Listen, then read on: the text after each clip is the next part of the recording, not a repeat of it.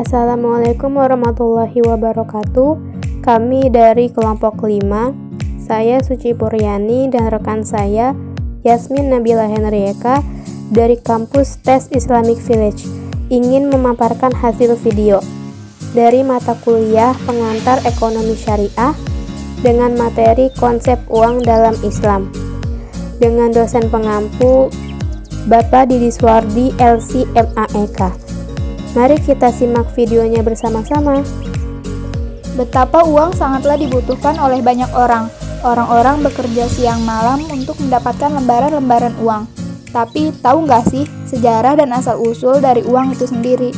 Maka dari itu, kamu harus tahu. Sebuah benda tidak akan tercipta dengan sendirinya. Begitu juga dengan uang.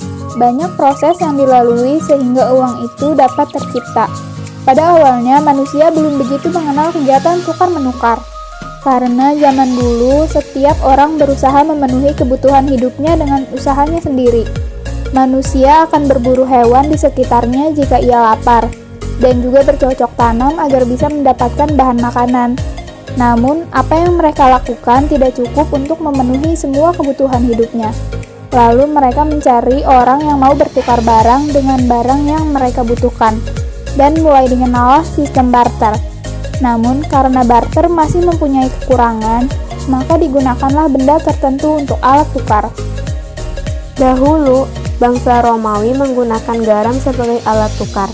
Pengaruh bangsa Romawi dalam menggunakan garam sebagai alat tukar ternyata masih dirasakan sampai sekarang. Dalam bahasa Inggris, upah disebut sebagai salary yang berasal dari bahasa Latin yaitu salarium yang artinya garam. Lama setelah itu mulai digunakan logam sebagai alat tukar karena memiliki nilai tinggi dan tahan lama. Sejalan dengan perkembangan ekonomi, penggunaan logam sebagai alat tukar mengalami kesulitan terutama untuk transaksi dalam jumlah yang besar. Lalu diciptakanlah uang kertas. Pada saat itu, kertas yang digunakan adalah bukti-bukti kepemilikan emas atau perak. Selanjutnya, masyarakat tidak lagi menggunakan logam secara langsung sebagai alat tukar. Mereka menggunakan kertas bukti tersebut. Nah, kertas bukti tersebut adalah cikal bakal uang kertas seperti uang modern saat ini. Uang mempunyai beberapa fungsi dalam perekonomian. Dalam ekonomi konvensional, dikenal 3 fungsi utama, sebagai alat tukar, pengukur nilai, dan penimbun kekayaan. Dalam ekonomi Islam, uang hanya mempunyai 2 fungsi, sebagai alat tukar dan satuan hitung.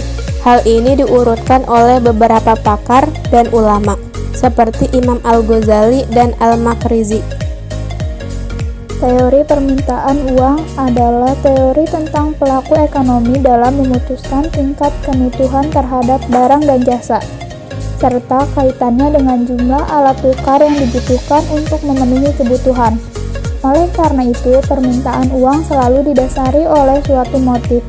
Dalam ekonomi Islam, terdapat 2 motif permintaan uang, yaitu motif transaksi dan motif berjaga-jaga. Sedangkan ekonomi konvensional mengenal 3 motif, yaitu transaksi, berjaga-jaga, dan motif spekulasi. Sekian dari kelompok kami, kurang lebihnya mohon maaf. Wassalamualaikum warahmatullahi wabarakatuh.